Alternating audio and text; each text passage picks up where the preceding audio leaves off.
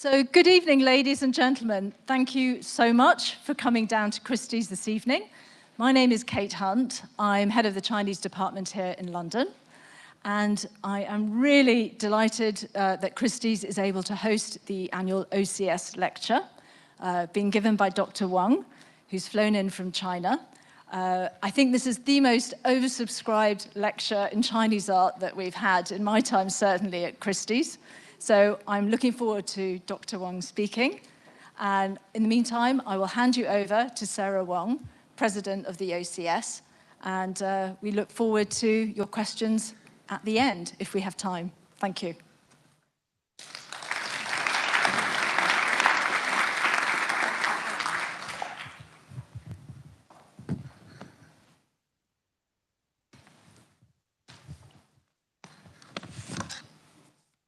Good evening, everyone. A warm welcome to our OCS Asian Art in London lecture, whether you're joining us in the room or online. We're very grateful to our host tonight, Kate Hunt, Christie's and her team for their support, the wonderful venue and the refreshments. And in addition, the lecture this evening has been generously sponsored by an OCS member, which has allowed us to invite a special lecturer to talk to us in person from China, and we're very grateful to both our sponsors. I'm delighted, therefore, to welcome Dr. Weng Yanjun. He's both the director of the Jingdezhen Imperial Kiln Museum and also of the Jingdezhen Ceramic Archaeology Institute. Dr. Weng is the principal investigator in the Ceramics Qiantang Institute of Advanced Studies and Director General of the Society of International Ceramic Studies, which he helped to establish. Under Dr. Weng's leadership, the Jingdezhen Imperial Kiln Museum was named the national most innovative museum in China and designated a national first-class museum in 2023. And Dr. Weng also established the Jingdezhen Ancient Ceramic Gene Bank at the Archaeology Institute, and this was named one of the top cultural relics initiatives by the National Cultural Heritage Administration in 2023. Dr. Weng holds a PhD in archaeology from Peking University and has been engaged in long-term archaeological excavation and research at the Jingdezhen Imperial Kiln Factory and other kiln sites. His publications have included nearly 30 papers in leading Chinese and international academic journals, as well as 3 monographs, including a joint publication with Li Baoping, New Finds of Yuan Dynasty Blue and White Porcelain from the Luomaqiao Kiln site. Tonight's talk draws on some of that research and is entitled Findings and Research in the Jingdezhen Luomaqiao Kiln site, Blue and White Porcelain Production over 700 years. Please join me in welcoming Dr. Weng Yanjun.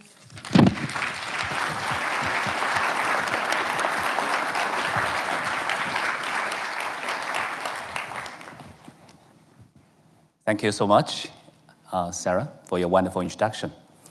And good evening, ladies and gentlemen. It's my great pleasure to be here making this presentation about a kiln site that I have been attached to for 13 years sharp, and a city, the Jingdezhen city, my hometown city, that I've been attached to for half a century.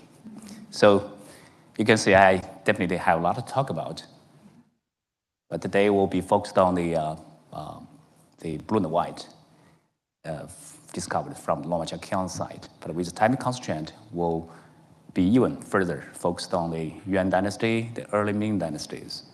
And I do prepared, according to Sarah, an impressive number of the PowerPoint pages. So for some, I may need to skip, need to turn really fast. So please forgive me. So yeah, our institute, our job is to do excavation, restoration, not just those porcelains, but also those excavated workshops, kilns, and then museum. So talking about Jingdezhen, some of you may have known it. So based on this the Northern Song Dynasty map. This is where Jingdezhen is likely located on. And according to Tao Ji, the record of a pottery written by Jiang Qi in the first half of 13th century, it says the people of Zheji Dongxi, the east and west of the Zhejiang provinces, favored yellow and black glazed ceramics produced at the Hutian Kiln. And he continued. Meanwhile, residents of Jianghu, Chuan, Guang regions preferred celadon and white porcelain crafted in kiln within the town area. So that's the east and west of Zhejiang provinces, and that's the Jianghu Chuanguang. Before the excavation of the Luomaqiao Kiln site, no town area, the kiln site, has been ever done any archaeological work of the Song dynasty. So this is a satellite map about the Jingdezhen, and there's some important rivers. The left-hand one, that's the major river. We call the Chang River. Chang here meaning prosperous, not the long river, not the Yangtze River. From upstream, it brings material, porcelain stone, and the firing wood, and downstream brings the finished product to the Poyang Lake, the greatest freshwater lake in China, and that goes to the Yangtze River. Once you're on the Yangtze River, you can basically go anywhere. So this is where the Imperial Kiln is located at, and this is the Hutian Kiln. And here comes our Luomaqiao Kiln site. So it's located at a very critical location.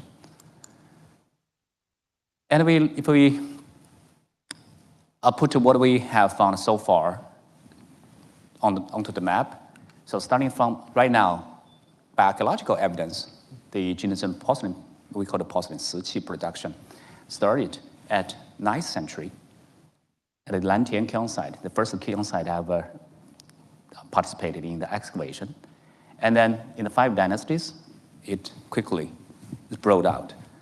And it's at the beginning of the Northern Song dynasty. It entered the Tang area.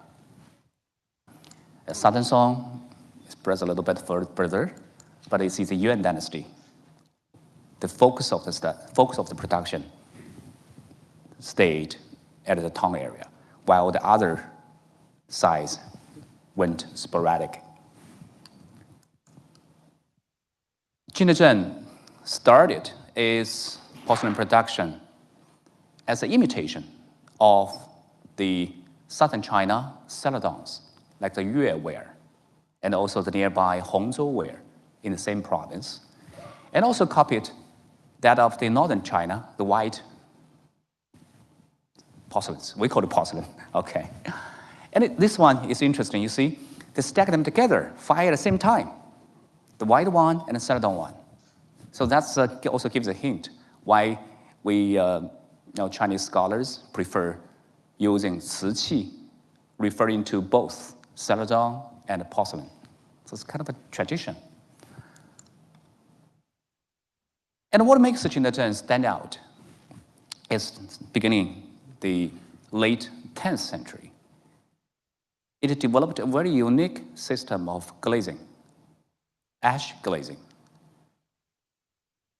So it's a combination of glazed stone and glazed ash. This is glazed stone. It's very close to the porcelain stone. It's just a little bit lower degree of weathering.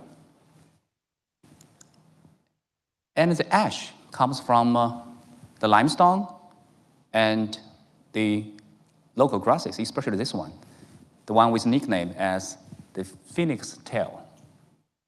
So stack them for at least 3 times, 6 layers, and fire them for a long time, and then those ashes goes into the jar to be preserved with the urine. to make it, aging. And then people pour the solutions, combine them. 10% of the ash solution encounters 90% of the glazed stone. That's the best. So that tradition gives Jingdezhen porcelain always a subtlety of blue. So no matter how white it is, it always comes with some subtlety of blue. That's why we call it Qingbai, bluish white.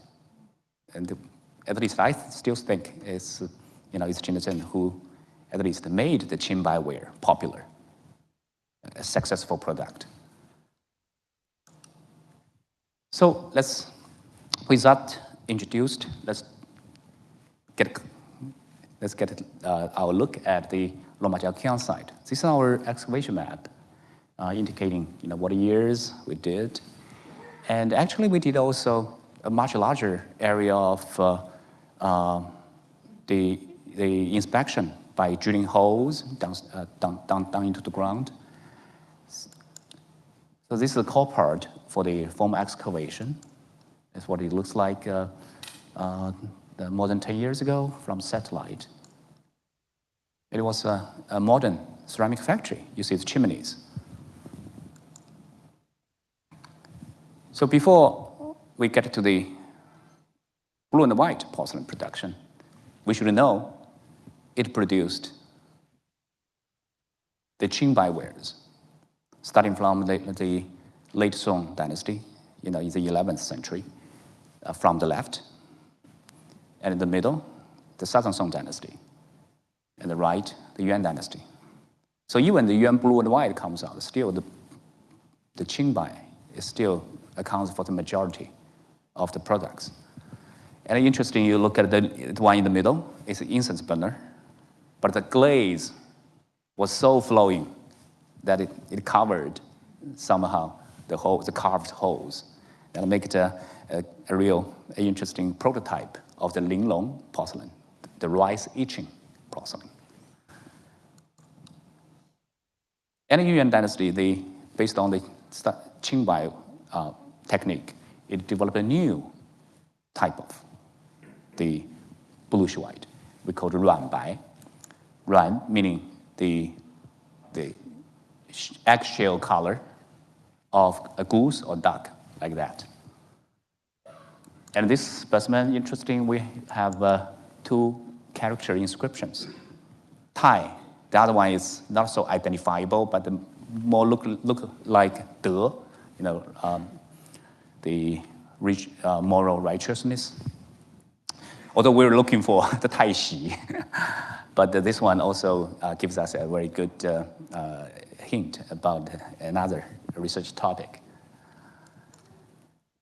And we also should know, before the Yuan dynasty, those painting styles, those painting skills had been pretty mature, like in the northern China, the Cizhou wares in 12th and 13th century, and also the southern China, like Jizhou ware, the kiln site, not far from Jingdezhen. If you look at those paintings. So these two traditions combined, and then along with the Mongolian army conquered the vast area to the west, the cobalt blue, from Kasan or Anaraka, as some scholars suggested, they together created the astonishingly beautiful Yuan blue and white. So the Ruanbai, the egg white wares, those Qingbai glazing, were not prepared, just for the blue and white porcelain. It's just a tradition, but with this tradition, it brought the invention of the blue and white. So in 1980, a salvage excavation, not a formal archaeological work, we found some interesting specimens. These are of the blue and white ones. The left, that shows you the testing samples of the cobalt blue.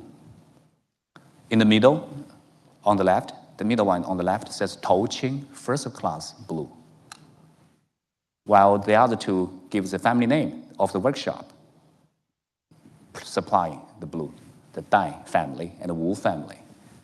And on the right one is the Zhu family customized this bowl on the Dragon Boat Festival Day.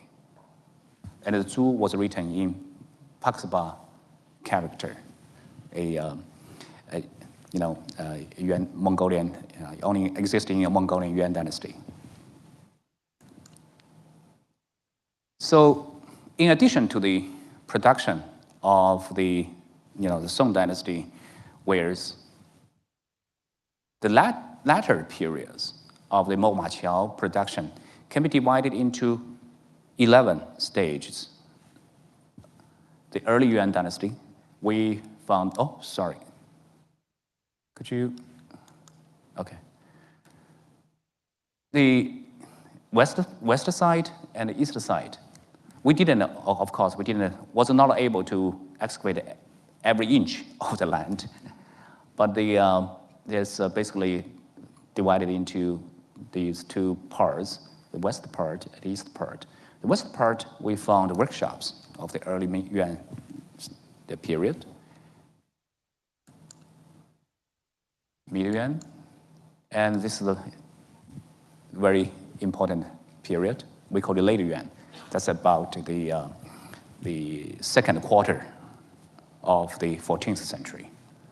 And we have on the west side 2 sets of high-class buildings, and on the east side, workshops. And then, very luckily, very fortunately, we have the end Yuan to beginning Ming period. That's also a very sensitive period. Whether the Yuan blue and white continued to that period, how the early Ming, how the beginning Ming dynasty conducted their imperial use production, and what the civilian kiln was like. The early Ming, actually, that's also for the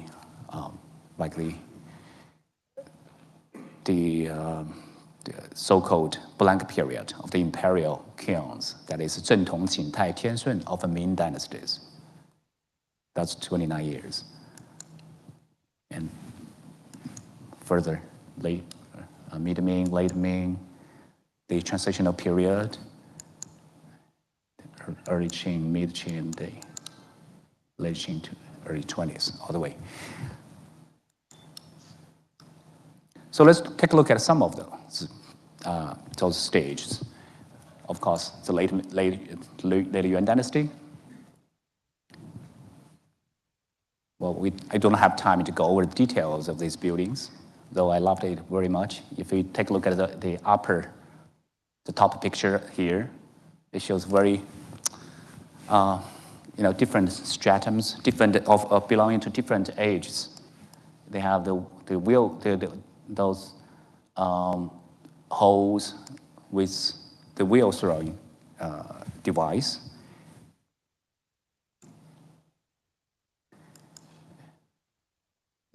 More courtyard.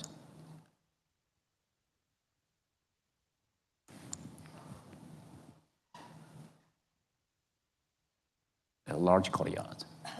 This courtyard, we have the drainage, on the edge, and the wall, the outer wall of the drainage was built in the shape of the, hourglass shape.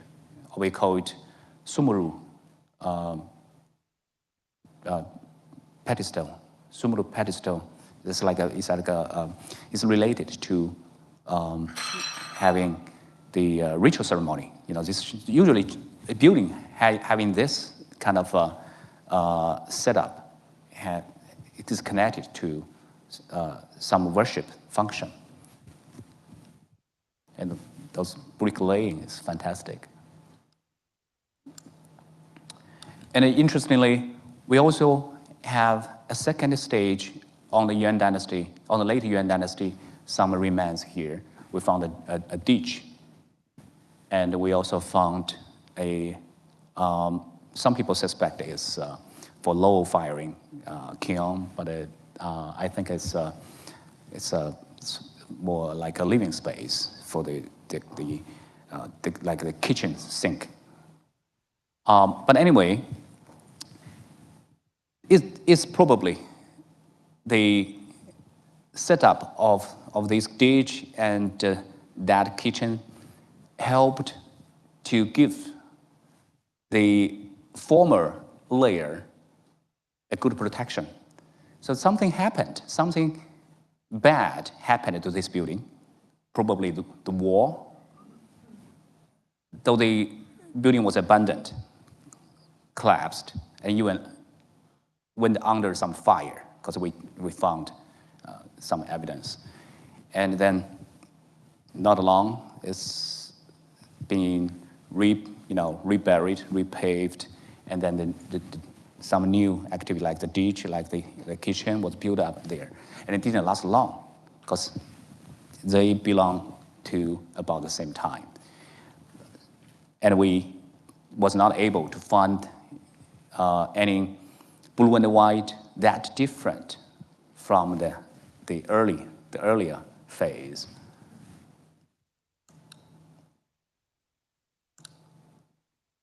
Okay, the best part, let's take a look at some of the wares. This is, how those courtyard was uncovered. And that's us, it's January in Jingdezhen. People who went to Jingdezhen knows how cold, how freezingly cold that month was. And, but we're thrilled because of this pure layer of the later Yuan, the stratums.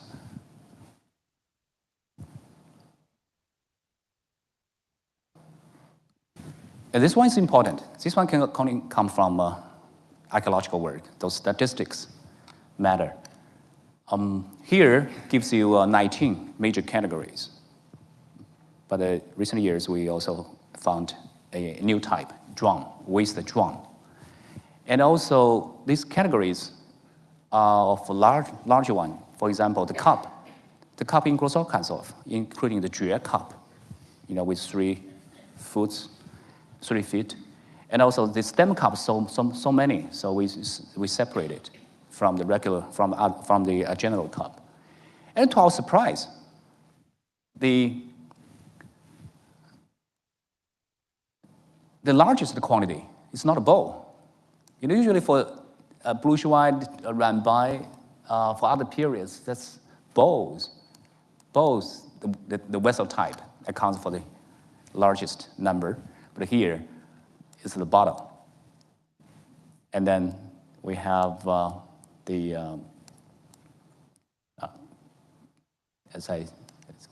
also the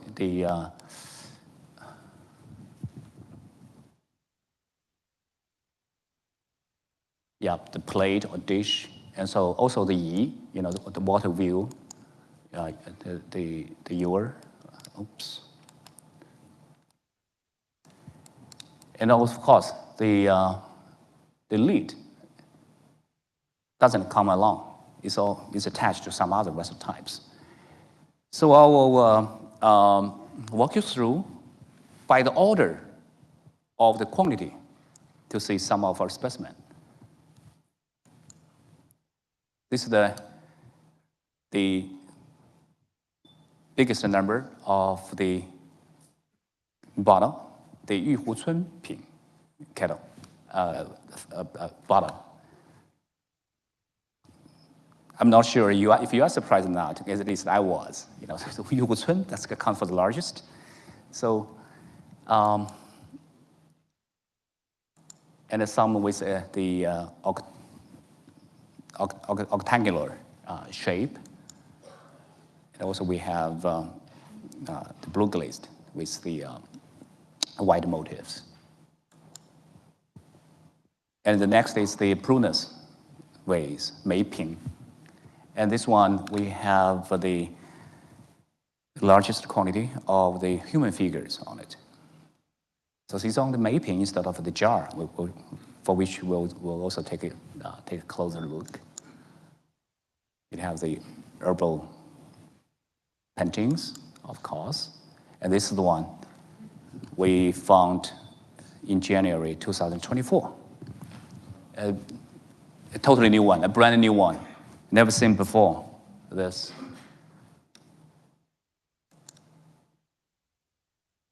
The lady, well dressed, the man, and if you look at it carefully, the hair dress and the earring of the man. That really refreshes our mind. We've never seen, usually this is a drama story of the Han, of the Midland China legend. And the boatman here, we see it. We see boatman in several cases, but the boatman also adds some constraint, some condition for our guess, for our research on what story this is about. We haven't been able to draw a conclusion yet. So if you feel like something, let us know. Of course, some other stuff, including this one, with the literary official riding the horse, same as the Gui Guzi Xiashan, and also the Xiaohe tracing Han Xing on the moonlight. But those were on a jar. This is on the Meiping.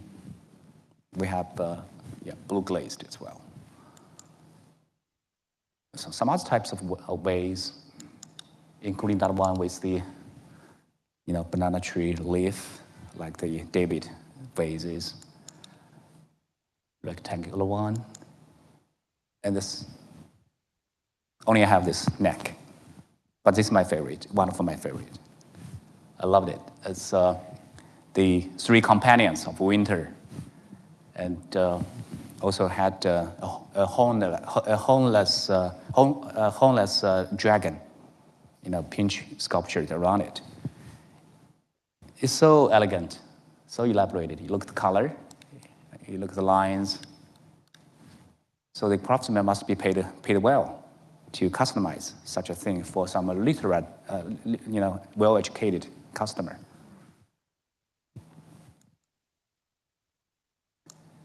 The dish, especially also this thin chuanpan, we call it, flat with flat bottom, and we can see clearly the cloth mark because it's so thin. It has to be the clay was put, onto a cloth and then make it flat. Yeah, the big one with chilling, 45 centimeter is diameter.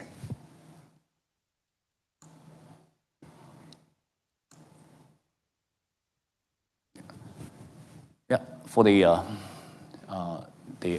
other small dish, and some with interesting inscriptions, like this one with Shen, God. We know in Yuan dynasty they have Shen Yu Dian, the ancestral hall of the emperors, and also this Xian, and this is not from our side, from a different city, from Changzhou. Xiantai Gongyong. Xiantai is the Yu Shi Tai, meaning the Imperial censor department. So those ministries, those departments, government departments definitely had their products customized here. I don't have to mention, we also, of course, have the Ruanbai pieces with the Sufu inscriptions on it.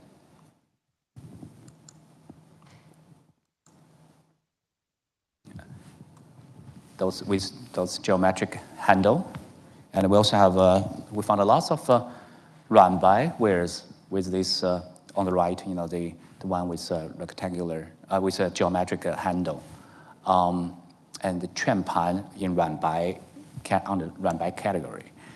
But the majority of that was found on the on the cover of those two set of high-class buildings. So that also brings us to think, what these buildings are for, except in addition to maybe the ritual ceremony. That's the type of cups, the Jue cup. So the Yuan dynasty people cannot make yellow glazed, otherwise they have the full set of the worship devices to the heaven, earth, and sun and moon, like what we found from the Imperial Kiln site of the Ming and Qing dynasties. The stem cup, and this one, the bottom one, comes with a suspicious Persian character. Some stem cups with the hollowed out stems. We also have this with Ranbai as well. This is new for the past 2 years.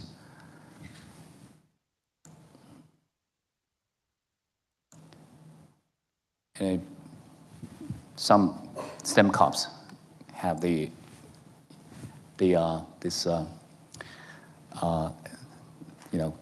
possibly 80 mottos.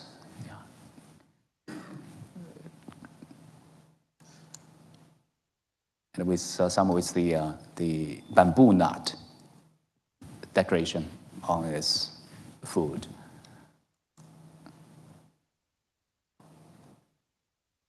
And the Yi, this is my favorite. 3 companions of the cold winter, and the most touching part is the moon on the mouth of the Yuan. So imagine, when people pouring water out, through the mouth, how beautiful the swinging moon would be like under the water. Yeah, it's a beautiful one, but we only have a small piece original. The other one was restored, but we make it, distinct.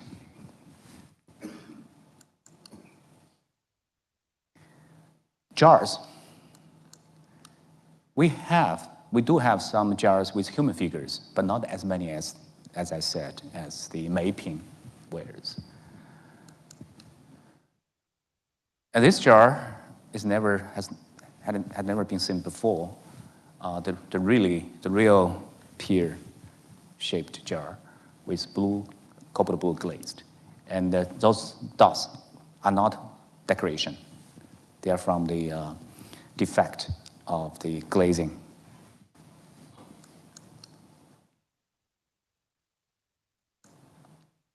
Bowls, and bowls with the Paxiba, the inscription again. It's Zhu, because Paxiba is not, it's just for the sound. This one, blue as background, white give you the 5-clawed dragon. And this dragon is from a stem cup. This blue glazed one, actually you can tell the lines. It's gold gilded, the gold gone, but the trace was left. You see this, and also there's scrolls, floric. So the 5 claws, usually people think, okay, that's for the imperial use. Someone may argue, it may not be always so, especially in the Yuan dynasty. But anyway, this gives us at least a high probability leading us to infer that way. And also, especially if we have this gold gilded glazing, that's also by the Yuan dynasty laws is prohibited from civilian use. The bird feeder, the flasks, and this one is also our new discovery. The first time we excavated the phoenix-shaped flask ever. And we did the restoration. And of course, again, make it distinguishable.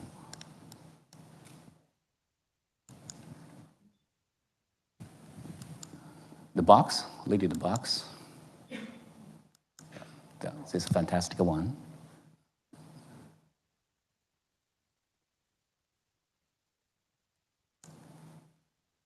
The lids, especially this lid. 12 years ago, we only found this half of it. And last year, we found another half. That cured me. That really cured my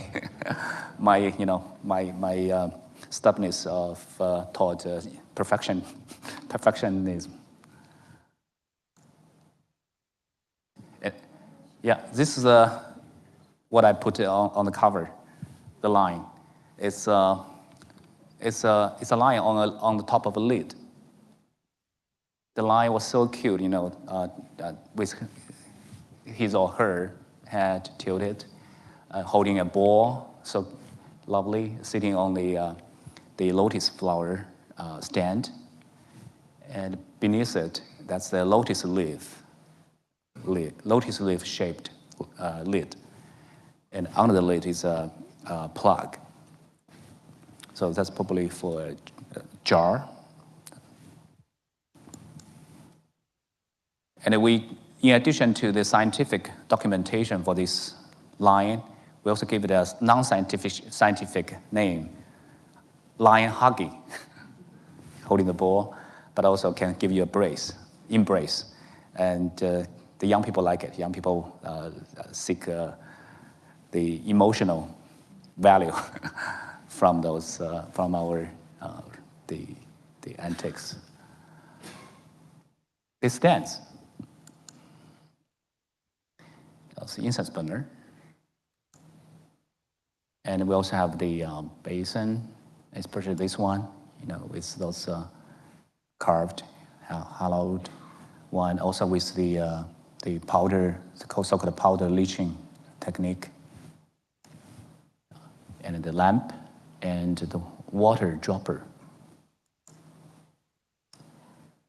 chess, and this alms bowl, and this one, though not many characters, but give us very important information. We think it tells us it's 至正10年, the 10th year of 至正 reign. That's 1350. And this is unique, never seen before. It's drawn. We think so. You can look at its drawing, how they should be connected. And the decoration is interesting. It's left so much blank.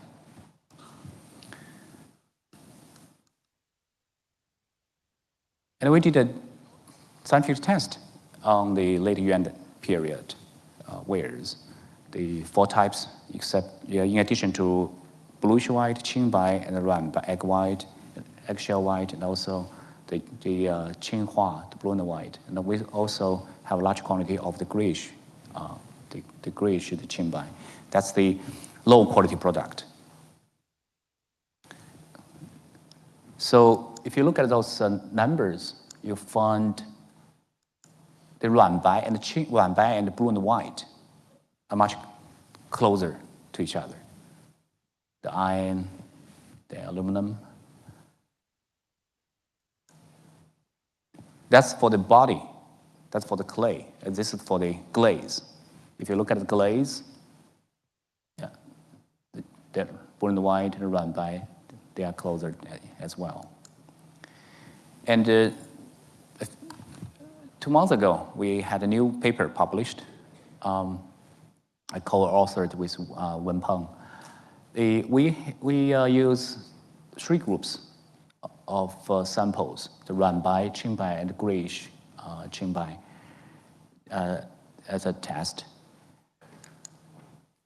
And among the Ranbai, there's also 5 claws and 4 claws types of wares. And we found 3 distinguishable groups. Ranbai is different from Qingbai, and of course different from the grayish Qingbai. And also we found among the Ranbai, those red stars indicating the 5 claws. The 5 claws dragon pattern, and the green one, that's 4 claws. The 5 claws are quite homogeneous, quite identical. And interestingly, they also immerse themselves among those regular Ranbai. So that tells us interesting stories, because all these products are pretty, refined. And according to the historical records, there's a Yutu Imperial clay supplied for the Imperial use production. And the remaining or residual of the clay may be circulated by the artisan agency or corrupted officials. So that gives us some interesting hint. These kilns are not just simply independent or other attached, so can be the kind of boundaries kind of blurred. And then pretty soon we'll also add blue and white, the group, into this as well. And also we did another research by using the sub-micron level, very small level, to check if we can see different cobalt blues. And then we found it in the Ming Dynasty, in most of the time of the Ming dynasties, from the Xuande reign all the way to Wan Li. You can see, so this is the first time we see 2 different types of cobalt blue. But in the Yuan dynasty, it's identical. So all these were made possible due to our ceramic gene bank. So we have this specimen. This is a typical 4-piece in 1 set. The shard, and from the shard, we have the sectional sample pre-made, and the slice sample pre-made, and so powder. Powder and slice comes from the clay body. So different types can give us the different purposes of testing. Like the powder can help us to check the firing temperature, while the slice can give us a good image about its crystalline the picture. So from late Tang, from 9th century all the way to early 20th century, we have more than 20 million pieces of samples. We are building this set of standardized the specimen, and all the hardware pieces will be available and accessible to the researchers and institutes all over the world. By the end of this month, you will see a much more friendly interface of this ceramic gene bank. You can check what we have so far as the hardware pieces.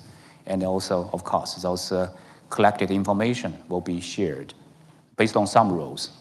And the majority of it will be open for free to the public as well.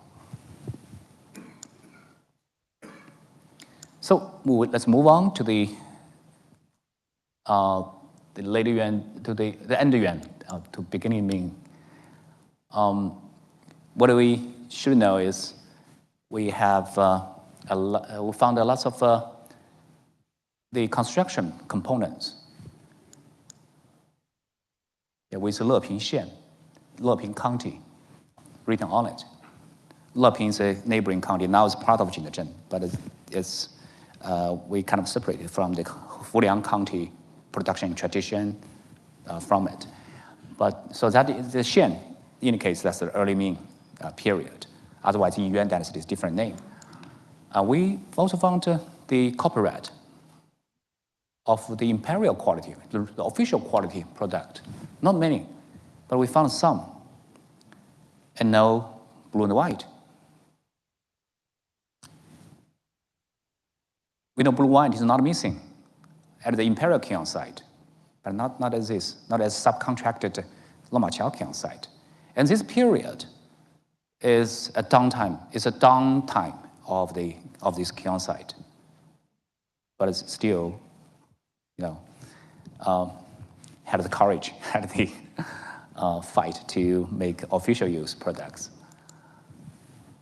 And we know from the Gegu Yaolun by Cao Zhao, he described the characters of the porcelains on this time period. And says the newly fired ones are shaped with Bigfoot. And those with monochrome look less moist, and these are with Bigfoot. And the glaze is not so delicate. And our piece is also matching to those excavated in Nanking City, where the capital city was located in early Ming period. Yeah. More comparison. And the other side, we also have houses and also workshops on the east side. That's what I mean. So the early Ming stage, as I said, from Zhentong to Tianshun periods, about the close to the second quarter, all the way to 1960s. And we found this is one of the most prosperous periods of the Luomaqiao Kiln site production. And here you see some kilns, the gourd shape kilns, especially this one. This is also the same picture, this one.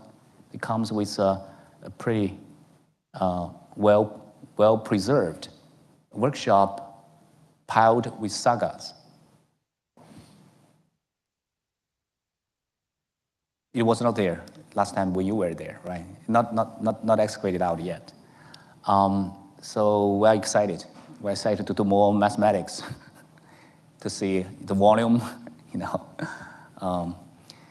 and it brought us lots of blue and white wares, like large ones and nice painted ones.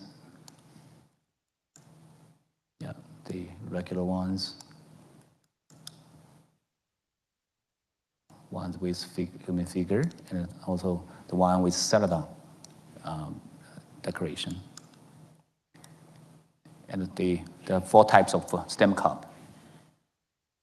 This one with the celadon as its outer decoration. Inside is blue and white, and this one is blue glazed as outer.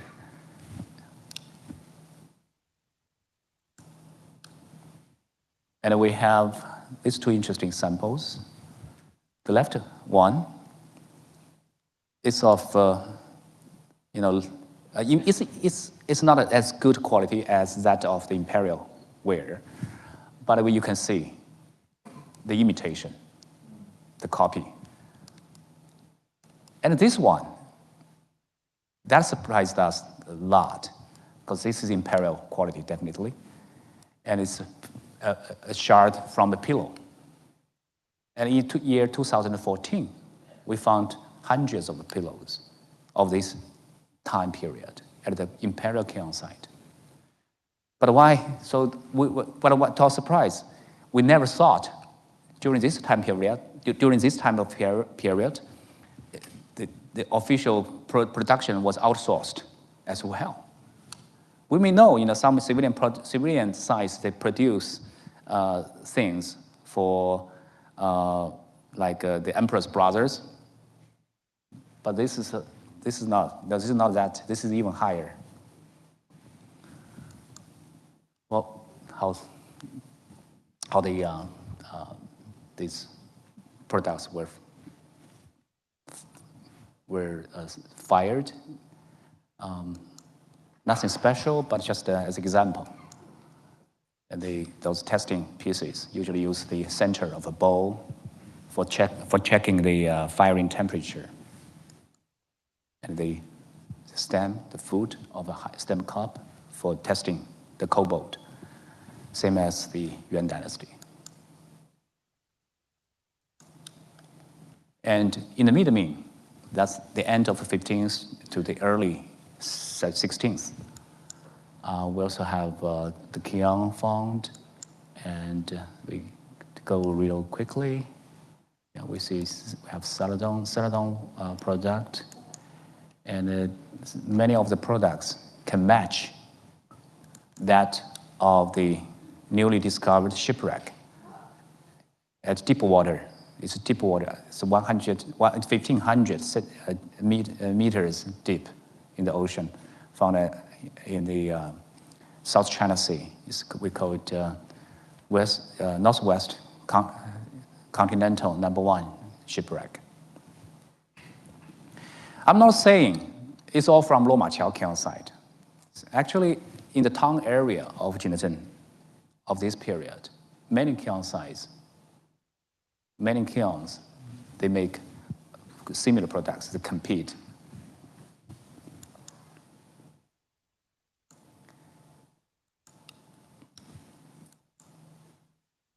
And for the late Ming, not a transitional period yet, but the late Ming is also the production going steady. The Brazilian kept steady, and also, not surprisingly, gladly, but not surprisingly, we found the outsourcing evidence of the official products have finished. This yellow glazed, and this one is from Imperial kiln site, and then some may even have possibly have a blue glazed. So the historical records tell us at this period of time, that the Imperial kiln really outsourced some of their production. And we found afterwards the ending Ming and early beginning Qing dynasty, the crack porcelains that is of good quality, and some of bad quality.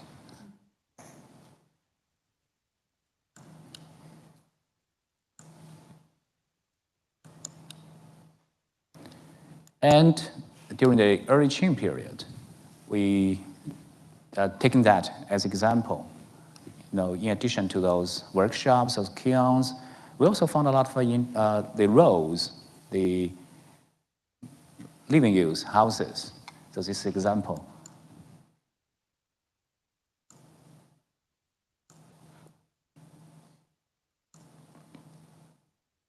So the production does not live in vacuum. It does not only produce.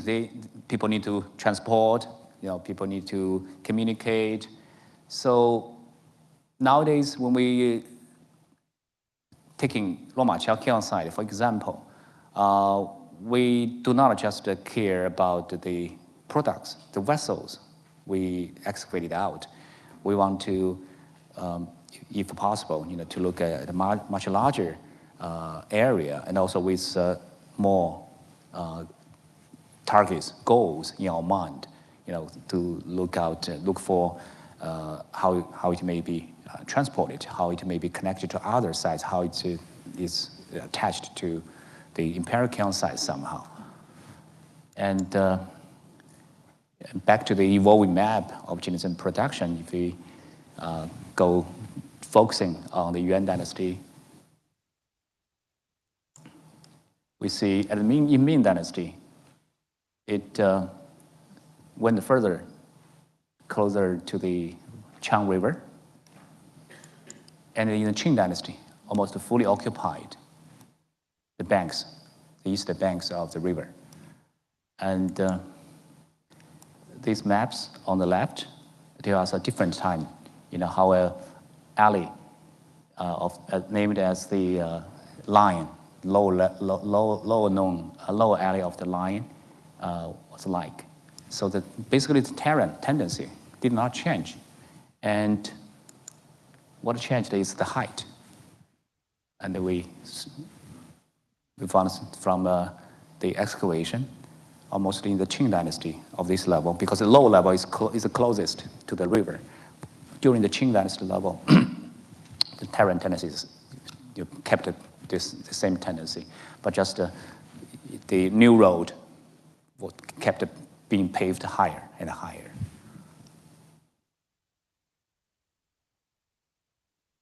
The pictorial simulation shows you how the dumps from the kiln production changed the terrain of the city, how it reshaped the city. For example, this one, showing you how they pushed back the river. Narrowed or maybe pushed to the west. And in Luomaqiao, the other periods, we don't have time to show, but this is a picture showing you at the end of Qing dynasty, the tails of two egg-shaped kilns. And the new one was resized based on the old one. There's a tail.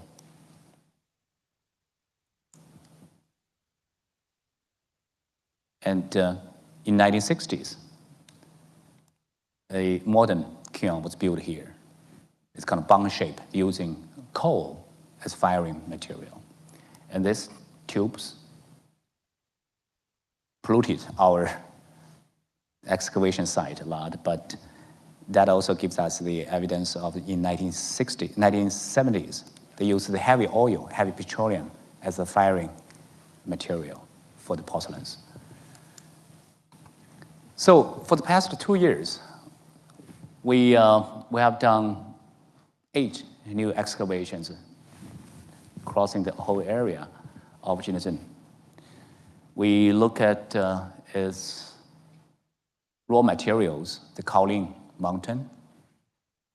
We look at its changling, the porcelain stones, and also look at the firing wood regions to see the wharf, to see the forests, and how it was shipped. And in the town area, we not only we did new excavation at the Imperial kiln site, but not only the Imperial kiln, but also the Guanyingge civilian kiln, Luomaqiao civilian kiln.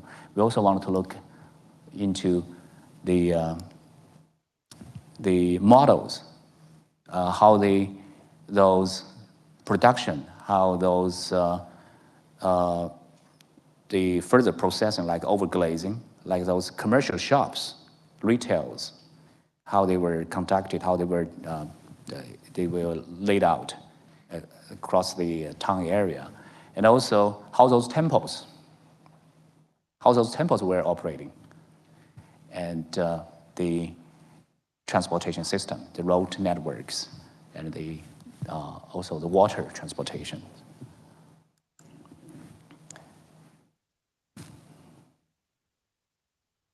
This tabletop is currently a collection of the Capital Museum. Okay, 2 more minutes. Of the Capital Museum in Beijing. It gives us a very beautiful description about what Jingdezhen was looked like with the Imperial kiln site in the center 150 years ago. And by comparing this tabletop with what it is like in today's Jingdezhen, you can feel it's majority part of it was kept the same. And what kept the same is not just those buildings, streets, but also the people, also the way to conduct the traditional porcelain making. There's still thousands of workshops in Jingdezhen using the traditional way of making porcelains. And the Luomaqiao Kiln site fundings, those materials, our ceramic gene bank are open, actually calling for the co-works, the research from all over the world. We sincerely invite you, either come as tourists, as expert level tourists, or come as co-researchers. And this year, we'll have another conference this November in Hong Kong. And we are also building up workstations, offering the individual researcher opportunity to access the institutional level resource. So this site, this tabletop has become a hot spot for tourism. This is not a real, of course, not a real antiques, but we divided that tabletop into three levels: the near level, and the middle level, and the far side level. So people through the gap, they took the picture of today's Zhushan Mountain, which is piled up with those Imperial kiln shards, and the Longzhuge Pagoda. So people felt like kind of time traveling. And I sincerely welcome you to have this traveling in terms of both space and time. Thank you.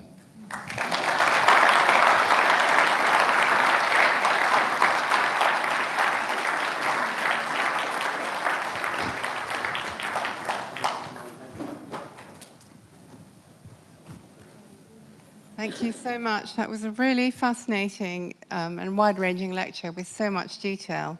And thank you for sharing your finds. It's really been such a kind of, such a rich range of shapes and objects that you've shown us, and how much is produced over such a long period of time. Really fascinating to see how the production was organized over the core set of buildings as well. Thank you. And I think there'll be many questions. We have time for a few. So I'd like to open it up if you're willing. Thank you. Anyone with questions or observations?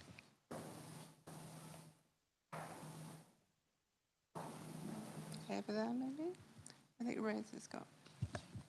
I wondered if the tests you'd done on the samples, there was one shard that you was and obviously imperial quality of the early Ming period that you showed us, beside the larger piece with the dragon that had 3 claws that you said was a lower quality. And I'd wondered if you'd done any tests on the cobalt to see whether it is actually from a different source.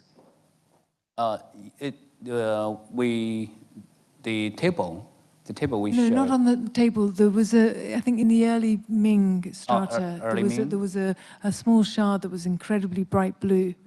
And Yes, yeah, not yet.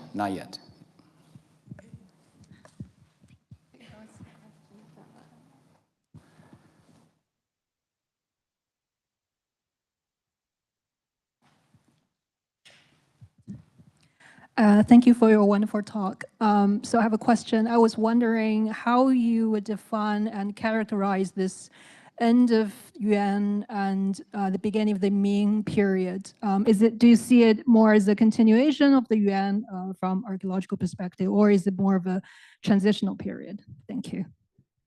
Yeah, we typically do not call this transitional period, since you have a specific use already. But the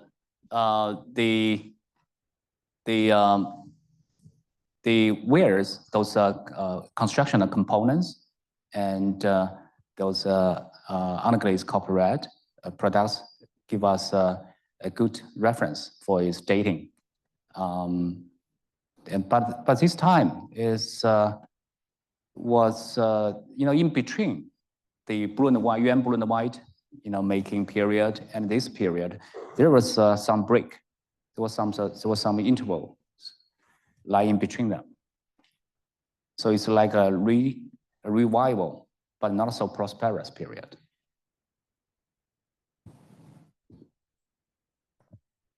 Could I ask, you had one shard, Yuan dynasty blue, with the remains of gilding on it. Yeah.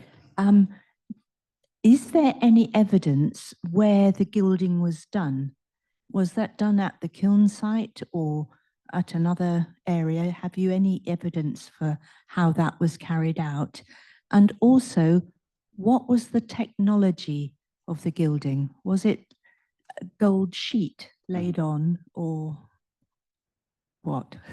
Yeah, very good question. Because people suspect those gold gilding was made maybe in the capital city, but not just one. We had actually about 3 pieces with gold gilding, but we haven't done the testing on it. And it belongs to the later Yuan stratum, the layers, but with beyond that, we don't have other evidence yet.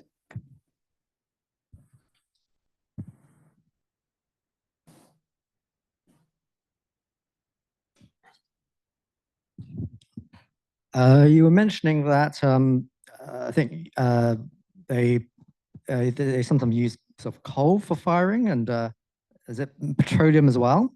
Any reason why they decided to use other fuel? Like you mentioned, I think you mentioned petroleum. I thought that was quite surprising. Why they don't use? Oh, why they this change why they firing changed? fuel? Yes. Well, it's because of the running out of those firing wood. He has been using wood for firing for over 1,000 years, and burned down almost all the neighboring area. And so it's quite a painful shift, because all those traditional kilns, those techniques were made around those wood firing material. So it's kind of, they had to make the change because of those, the lack of the resource, but there's a big change of the technique. Last question. Thank you very much. Thank you so much for this rich and stimulating presentation, Dr. Weng. I had 2 questions, if I may, quick ones.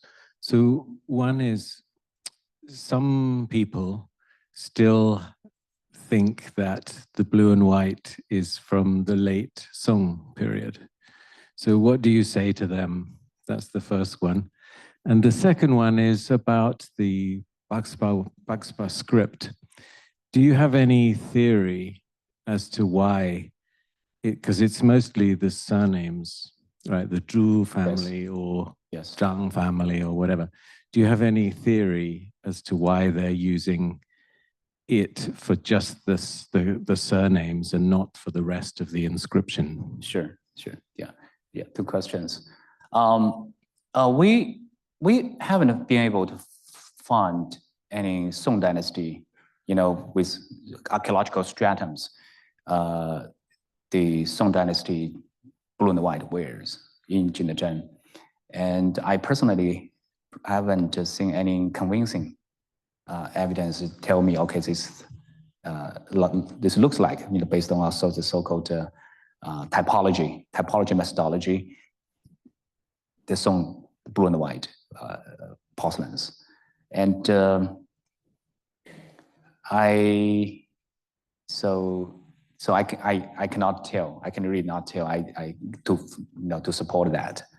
For the second, I think it's they use a Bagpa character to kind of show off.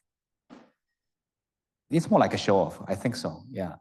Maybe some people are really of a Mongolian ethnic, but few, having connected with such products. Thank you so much. Before we go, can I remind you that the OCS will be back at the Society of Antiquaries next week on the 11th of November with Professor Sabrina Rostelli, who will speak on Yajo ceramics.